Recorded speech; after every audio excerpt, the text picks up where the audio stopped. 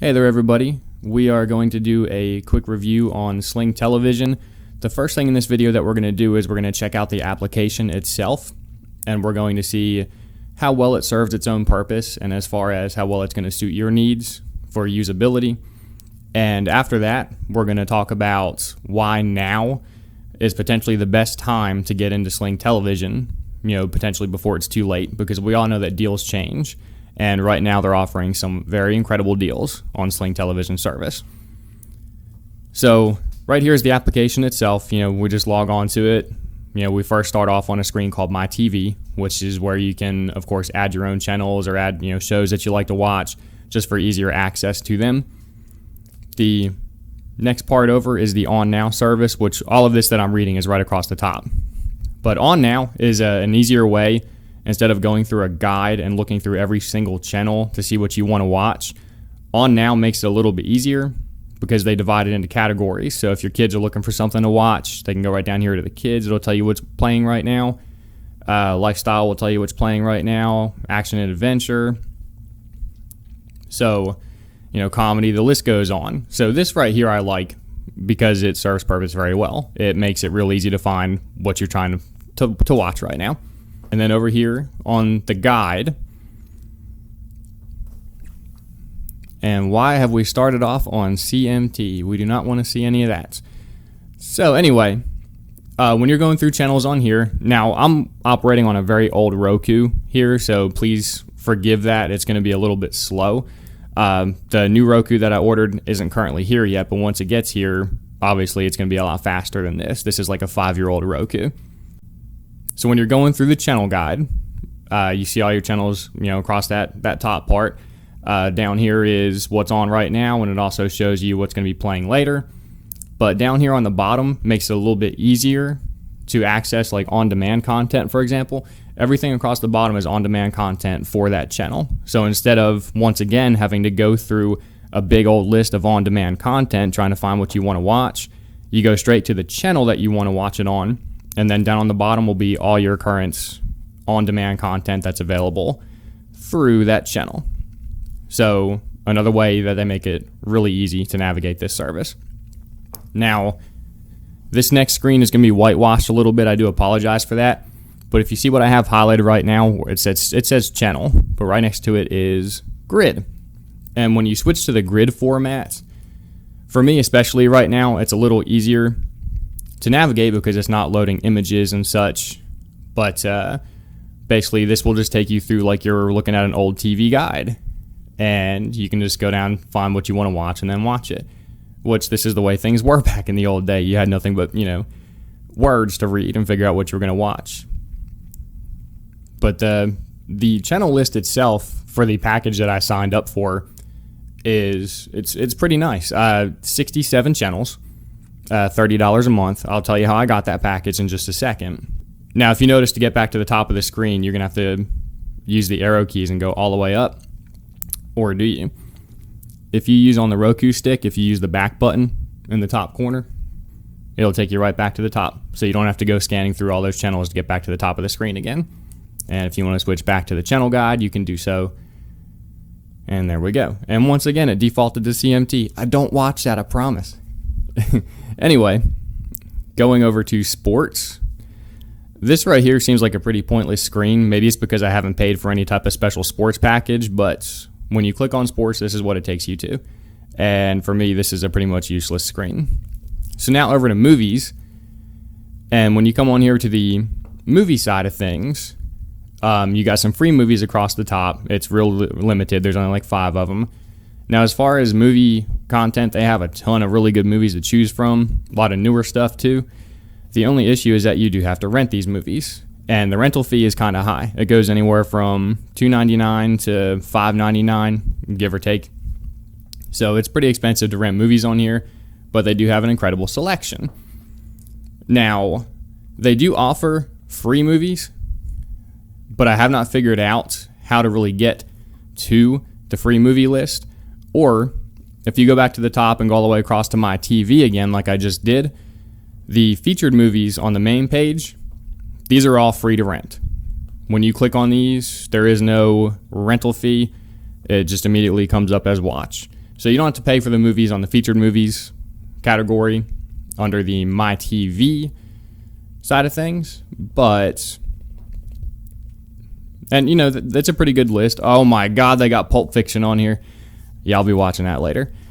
But yeah, I mean, so overall the application's really easy to use. I like the guide. I like that they give you options with how you want to watch the guide. The on now makes a lot of sense, just because if you already know the kind of thing that you're wanting to watch, you just go right to on now. And once again, like I said, it just, if you want to watch something action, there's your list of action movies that are playing right now. If you want to watch something funny, there's your list of everything that's comedy that's playing right now. Drama, news, the list goes on. So the app works very well. Now, why should you sign up for Sling TV service right now?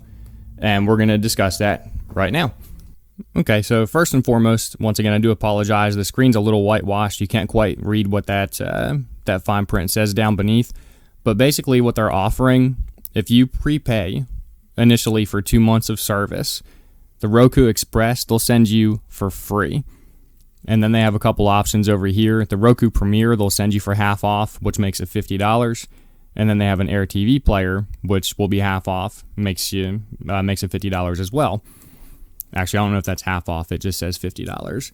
But anyway, they're giving you this option. So you can basically get a free Roku just by signing up and prepaying for a couple months of service. Or these two right here are available if you prepay for 3 months of service, which I went ahead and got the Roku Premiere just because I thought it looked awesome to have headphones plugged into the remote.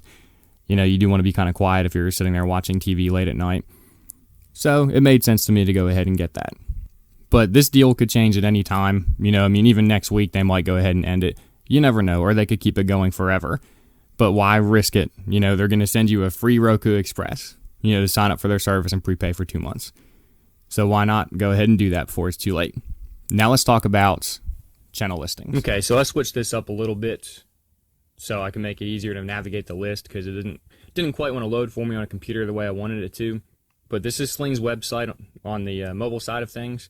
Sling Orange is $20 a month, and this is your channel listing: ESPN, AMC, CNN, HDTV, Comedy Central, Cartoon Network, History Channel, Discovery Channel. I'm sorry, that says Disney Channel.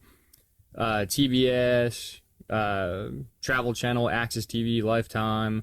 You know, they've got a ton of really good channels right here on the main page, or the $20 service. I mean, excuse me. But 1, 2, 3, 4, 5, 6, 7, 4 across. So that's 28 channels they start you off with for $20 a month. Now that's not a really good deal, but when you navigate down to their extras, like they have a comedy extra package, for example, and there's your MTV, True TV, Spike, Logo, I think is what it is, CMT, GSN, Game Show Network, which I love. And if you scroll over, there's a kids extra package. Notice these all cost $5 a month. And this is all your, like your Nick channels, Disney Junior and such. And if you skip over here to News Extra, once again, another $5 a month. You get HLN, The Blaze, World News, Fusion, etc. And then over here on the Lifestyle Extra, VH1, BET, Cooking, you know, the Lifetime Movie Network, which I'll go ahead and admit it, I'm kind of a sucker for the Lifetime movies. But they all cost $5 a month. So that'd be $20, you know, to have all 4 of them.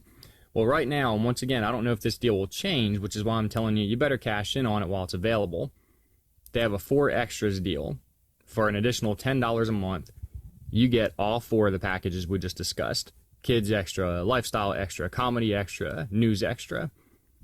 So you got all your Viacom channels, you know, something like PlayStation Vue doesn't offer anymore. And once you add all the channels together, like I said, you got 67 channels.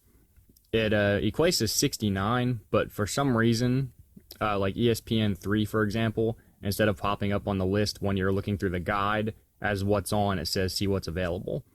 And there's another channel that does that too, which I can't remember quite what that one was. But nonetheless, 67 usable channels for $30 a month.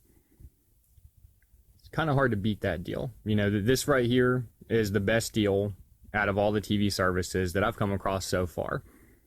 So 69 channels, $30, and you just get to watching some TV.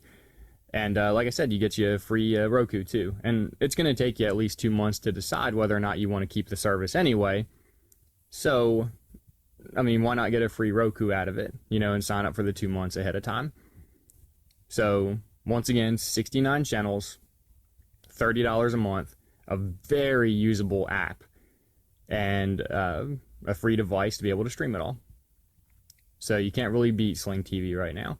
So if you're not signed up for Sling TV, or if you're using another service like PlayStation View or whatnot, you really might want to consider switching. I actually just did. I just canceled my PlayStation View service the day before yesterday and signed up for Sling TV.